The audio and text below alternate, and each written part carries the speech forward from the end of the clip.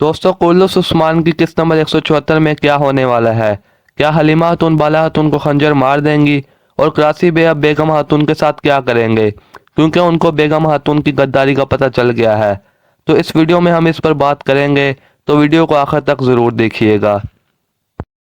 दोस्तों, जहां तक हलीमा खातून की बात है तो उम्मीद है वो अब जान जाएंगी कि बाला खातून ही उसकी माँ है, क्योंकि बाला खातून को जब वो खंजर मारने आ रही होती है तो बाला खातून जो लोरी कब्र के पास बैठकर गा रही होती है, तो उससे शायद उसे पता चल जाए, क्योंकि ये लोरी हलीमा ने बचपन में ही सुनी होगी।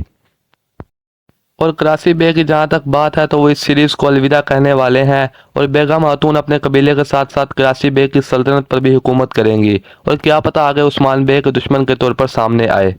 ये किस्त बहुत सरप्राइजेस के साथ आने वाली है, तो अगली किस्त यकीनन बहुत इंटरेस्टेड होने वाली है। अगर आपको वीडियो पसंद आई हो तो इसे लाइक करें, और मज़ीद ऐसी इंटरेस्टेड वीडियो के लिए हमारे चैनल को सब्सक्राइब भी कर लें। जज़ाकल्लाह।